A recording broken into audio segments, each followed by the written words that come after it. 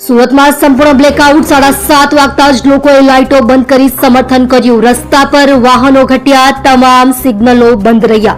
પહેલગામ આતંકી હુમલાની ઘટના બાદ પાકિસ્તાન સરહદ પર તણાવભરી સ્થિતિ સર્જાઈ છે. પાકિસ્તાન તરફથી સતત સીઝફાયરનું ઉલ્લંઘન કરાઈ રહ્યું છે, ત્યારે દેશના સિવિલ ડિફેન્સ ડિસ્ટ્રિક્ટમાં આજે 7 મેના રોજ મોક ડ્રીલનું આયોજન કરાયું છે. 7:30 વાગતા જ અડધો કલાક માટે 8 વાગ્યા સુધી બ્લેકઆઉટ કરવામાં આવ્યું હતું. લોકોએ લાઇટો બંધ કરી બ્લેકઆઉટને સમર્થન આપ્યું હતું.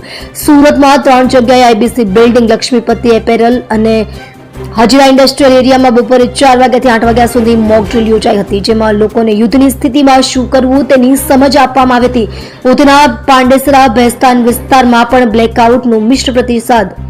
મોટાભાગના વિસ્તારમાં બ્લેકઆઉટ. હજીરા ઇન્ડસ્ટ્રીઝ વિસ્તાર ધમધમતો જોવા મળ્યો. બ્લેકઆઉટના સમર્થન સાથે સુરત શહેરમાં અંધારપટ.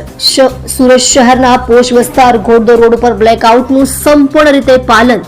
સાથે સાથે ટ્રાફિક સિગ્નલ બંધ રહ્યા. રસ્તા ઉપર બ્લેકઆઉટને કારણે ખૂબ ઓછા વાહનો દેખાયા. તમામ ટ્રાફિક સિગ્નલો બંધ. મજુરા ગેટ વિસ્તારમાં ઓવરબ્રિજ પર વાહનોની સંખ્યા ઓછી દેખાઈ. ભટાર મગદલ્લા રોડ પર બ્લેકઆઉટ દેખાય. તમે જોઈ રહ્યા છો ગુજરાત સમ્રાટ news channel. Chief editor Bhavesh પાટીલની સાથે.